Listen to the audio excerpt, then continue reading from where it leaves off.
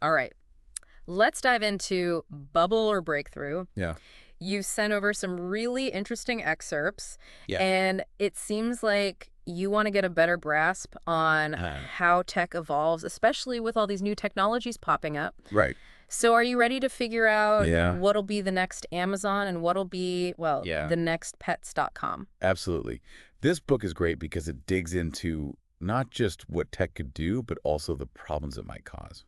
Okay, so it's not all sunshine and roses. No, not at all. So about the dot-com bubble, everyone talks about it, but what can we actually learn from it, according to the book? Well, it goes beyond just saying people got too excited, Yeah, although that definitely happened. yeah. It highlights how the government actually deregulated a lot of things, especially with that Telecommunications Act back in '96. Oh, right. And that really fueled all the crazy investments. So it's like they paved the way for this massive tech boom without really thinking about what could go wrong. Exactly. And things went kind of haywire really fast. Companies were getting millions of dollars Wow. with basically just a website and a catchy name. Sounds a little familiar. Right. But here's the interesting part. Even with the dot-com crash, some companies were built on solid ideas. They wanted to solve real problems. Yeah, And they not only made it, they thrived. right. You can't talk about the dot-com bubble without talking about Amazon, Google, eBay. They Exactly. rode that wave all the way to the top. And their stories are like a roadmap for anyone looking at tech today. Mm. Like Amazon, the book talks about how Jeff Bezos quit his Wall Street job, started Amazon in his garage. Can you imagine? Talk about a risk taker. Huh. But obviously it paid off. Oh, yeah, it did. But it wasn't like an overnight success story. Bezos, he had this vision, this big idea of what online shopping could be. Right. And he was willing to wait it out. Mm. And that's what the book stresses. It's not about getting rich quickly. It's about solving problems. It's about the long game. Yeah, it's a marathon, not a sprint. Yeah. And speaking of online shopping, the book really gets into how it's evolved. I mean, we've gone from just buying books online to this trillion-dollar market. It's everywhere. It's true. But I thought it was interesting how the book went beyond just like the buying and selling and looked at how it's changed everything. Right, like the ripple effect. Yeah. It's completely changed how we shop. Yeah. Traditional stores are closing. Yeah. And then you have these giants like Alibaba. It's crazy. And it's not even just buying stuff anymore. You have Uber, Airbnb. They've changed how we think about transportation, even where we stay when we travel. It's true. But the book doesn't shy away from the downsides either. It talks about data privacy, what happens to all the people who worked in those traditional stores, Right, and how it could make inequality even worse, definitely. which is a big theme in the book. Yeah. How does technology affect who has money and who has opportunities? Exactly. Which brings us to another big one, blockchain. Okay. This is where I think you're really going to need your thinking cap. Sure. The book does a really good job at cutting through all the hype around blockchain and explains what it could do in simple terms. And we're not just talking about cryptocurrency. No, not at all. Bitcoin might be the most famous use of blockchain, but the book says its real power is in how it could change all kinds of industries. Like imagine if your medical records were kept safe on a blockchain, Okay. and only you and whoever you allowed could see them. That would be huge for people being able to control their own information. Right. No more worrying about data breaches. Exactly. And the book gives a bunch of other examples too, Mm-hmm. like secure voting systems, making supply chains completely transparent, even tracking where your food comes from. Yeah, it really makes you think about the possibilities. Yeah. But it also talks about the challenges blockchain faces, like getting regulations in place, making it work on a large scale, getting enough people to actually use it. Those will determine if it really takes off or not. So it's like this technology with huge potential, but it's still early days. We need to be cautiously optimistic. Exactly. Now, ready to talk about the future? With artificial intelligence. Oh, absolutely. AI is everywhere. It's a trend. It seems like every day there's something new. But the book looks at both how AI can change the world, but also the challenges that come with it, right? It does. And one of the biggest worries is what happens to jobs. Yeah, will robots take over? Right. The book explores how AI and machine learning are already doing things that humans used to do, Mm-hmm. which is amazing, but also a little scary. It makes you think, what will work look like in the future? For sure. But I remember the book saying it wasn't all doom and gloom. AI could also create new jobs, new opportunities, right? Exactly. That's the thing. It wants us to think critically about the changes. Yes, some jobs might disappear, but new ones will pop up in AI development, data science, cybersecurity. So instead of being scared of robots taking over, we should be figuring out how to work with AI. Right, and that starts with understanding what it can do, what it can't do. And speaking of understanding tech, what about some of those other advancements the book talks about? Let's start with 3D printing. That's going to be a game changer, Oh, right? absolutely. I mean, think of the possibilities printing prosthetic limbs, Right. making parts on demand, even houses. I know, it's mind-blowing. It's like something straight out of Star Trek. It really is, and the book does a great job explaining how 3D printing could revolutionize how we make things. More local production, less waste, Right. and the customization options are almost endless. Yeah. It's incredible. And then there's nanotechnology. Right. We're talking about manipulating things at the atomic level. That just blows my mind. It really captures the imagination. It does. And the book breaks it down in a way that's easy to get. Like, picture a computer, but it's the size of a grain of sand. Wow. That's the power of nanotech. That is incredible. But with power like that Yeah. comes a lot of responsibility, right? What does the book say about the risks of nanotechnology? It definitely doesn't ignore them. Hmm. It talks about the potential dangers, especially for our health and the environment, Oh. and stresses how important careful research and development is. Hmm. We need to make sure these tiny particles don't end up causing more problems than they solve. Yeah, that makes sense. It's a good reminder that no matter how amazing a new technology seems, we always have to look at the downsides. Yep. Now, let's switch gears a bit and talk about energy technologies. The book points out with climate change being so urgent, we're seeing a huge shift in how we get our energy, right? We are. There's a definite move away from fossil fuels and towards renewables like solar and wind. Yeah. And that's shaking things up in the energy sector. The book calls it creative destruction. Okay, I gotta ask, what exactly does creative destruction mean? So it's like this. Economists use that term to describe how when new technologies come in, new industries pop up, and the old ways of doing things, they kind of fade away. Mm. Like in energy, you see companies like BP putting tons of money into biofuels. Mm. And then you have companies like, what was it called? Dong Energy, I think they're called Ørsted now. And they completely switch from fossil fuels to being a leader in wind energy. Wow. That's quite a change. It is. So it's not just new companies popping up, it's the existing ones adapting or getting left behind. Exactly.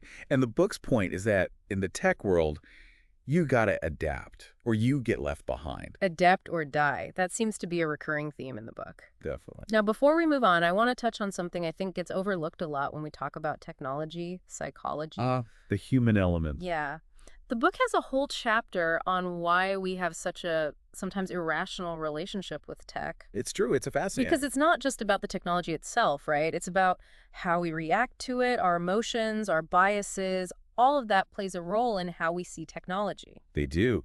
And the book says those biases can really mess with our judgment, which leads to that irrational exuberance we talked about. And then you get those boom and bust cycles that tech is known for. So how do we navigate this world without getting swept up in all the hype or blinded by our own biases? It's tough. It is. We'll have to keep unpacking that in the next part of our deep dive. It's true. It's easy to get caught up in the hype. Nobody wants to miss out when it seems like everyone's getting in on the next big thing. Right. But that's what I liked about what the book said about responsible innovation. It's not just about making cool stuff. Yeah. It's about, making a better future. Yeah, exactly. And it really digs into what responsible innovation actually means when it comes to technology. Yeah. Like, it's about understanding that just because we can build something doesn't mean we should. Right. It's not inherently good or bad. It's a tool. It is. As we develop these incredibly powerful technologies, we need to carefully consider their impact on society, on the environment, and on future generations. It's about taking a long-term perspective and ensuring that technological progress aligns with our values and goals. So it's not enough to just ask, can we do this? We got to ask, should we do this? And what could happen if we do? Exactly. And the book doesn't just talk about it, it gives some good examples of companies that are really trying to get it right. Oh, yeah. Like who? One that stood out to me was SpaceX. They're not only pushing the boundaries of space exploration, but they're also aiming to do it sustainably, with reusable rockets and a focus on reducing the environmental impact of space travel. That's amazing. It's one thing to talk the talk, it's another to actually do it, especially with something as intense as space exploration. Totally. It shows how companies can make money and have a purpose. SpaceX is showing that you can reach for the stars and still care about our planet. That's really cool. Now, let's zoom out a bit and think about the big picture of tech around the world. The book has a whole section looking at the US, China, and Europe. It seems like each place has its own advantages and disadvantages. For sure. The U.S., with its history of innovation and all those startups, especially in Silicon Valley, has always been a leader in tech. Right. But the book says China is catching up fast. No kidding. Companies like Huawei, Tencent, Alibaba, they're huge. They are. And they're not slowing down. Not at all. China's tech industry has just exploded, helped by their government, their huge population, and people there just seem to love new technology. Yeah, they do. The book even mentioned this Made in China 2025 plan, where they're basically saying they want to be the tech superpower. Wow. They're investing tons in artificial intelligence, robotics, 5G. They're playing the long game, for sure. It's going to be wild to see how that all plays out with them and the U.S. in the next few years. Yeah, it will. What about Europe? Where do they fit in? It seems like they're doing their own thing. You're right, they are. Europe's got its own path, and the book highlights how they're strong in areas like renewable energy and data privacy. They've got companies like SAP from Germany. They're huge in software. And the UK's got a great startup scene in London. Right. But they're also wrestling with how to regulate these big tech companies like Google and Facebook. They want to encourage innovation, but also protect people's rights. It's a tough balance. It is. The book talks about the GDPR, that's the EU's General Data Protection Regulation, as an example of how they're being proactive about data privacy. They're basically setting the standard for the world by giving people more control over their data. That's awesome. It's a tricky issue, but it's great that Europe's taking a stand. Now, going back to something we talked about earlier, how technology affects inequality. It's a really interesting topic. It is. Like, technology has the power to make things more equal, right? Yeah. Everyone having access to information, to opportunities, no matter who they are or where they come from. But it can also make inequality worse, widening the gap between those who have and those who don't. Exactly. The book really digs into that. One of the main issues is this thing called the digital divide. Oh, yeah, I've heard of that. That's the gap between people who have access to technology and those who don't.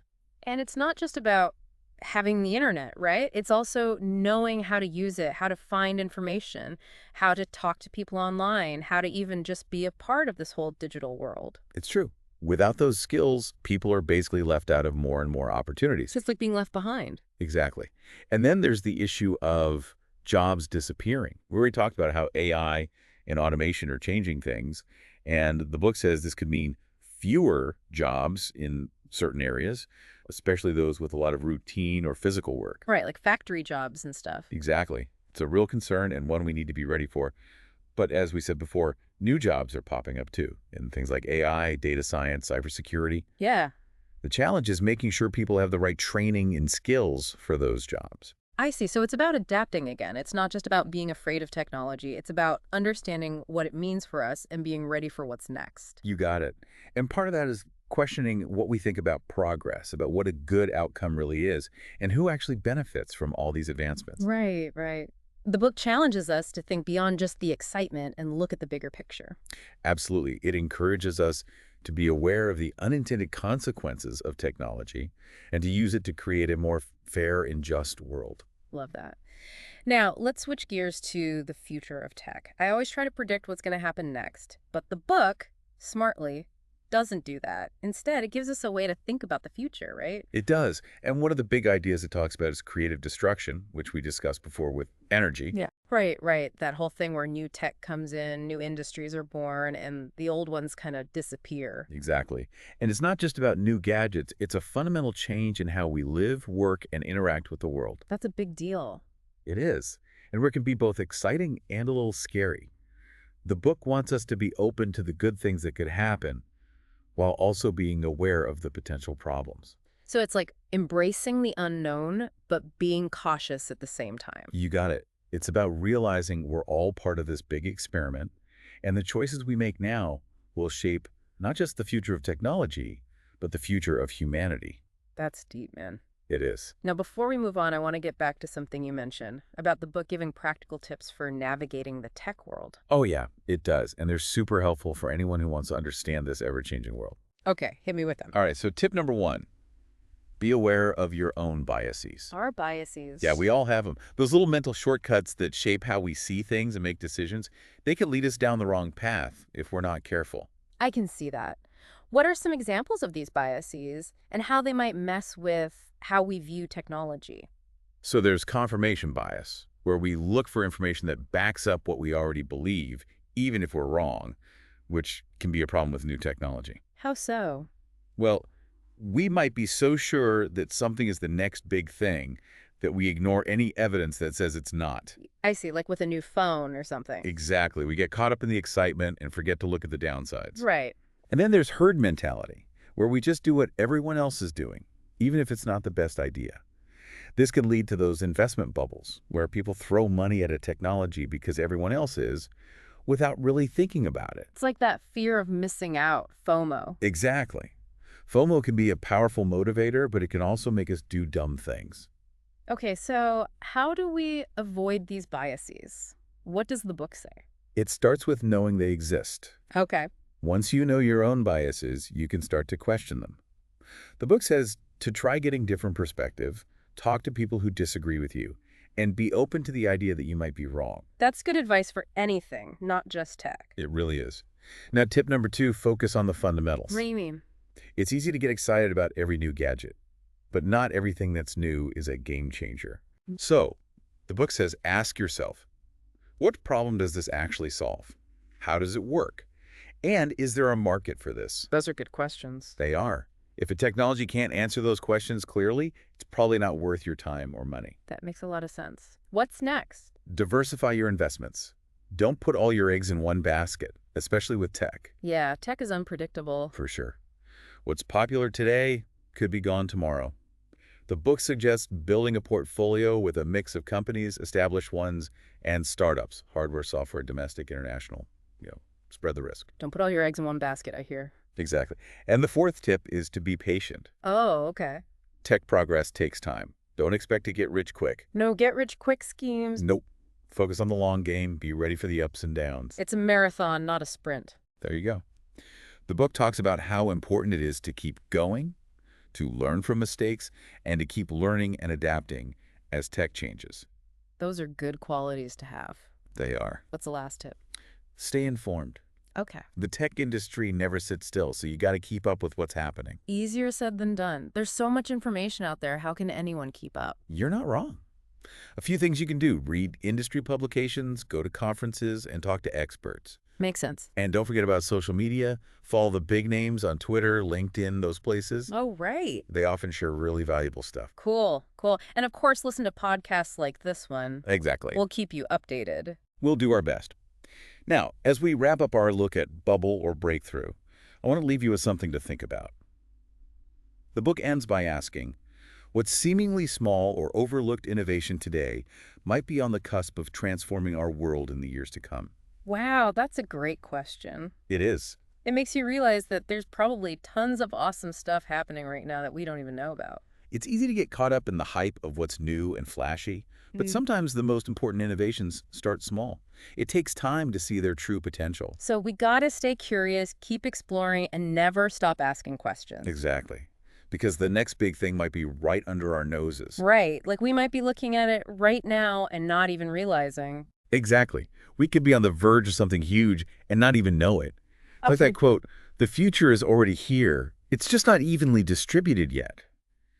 This whole deep dive has been like getting a sneak peek at how that future is unfolding, hasn't it? It really has. And that quote, that's perfect. It's like the whole point of bubble or breakthrough. It's not just looking back and seeing what happened. It's about thinking differently about the future. And thinking critically. It's like we've been given all these tools and a map, but we get to choose where we go, right? Okay. We can use this stuff to build a better future, more equal, better for the planet, more fulfilling. But we got to watch out for those potholes along the way. I love that analogy. It's so true. It's a call to action for all of us, not just the tech geniuses out there. We all have a say in how technology shapes our world.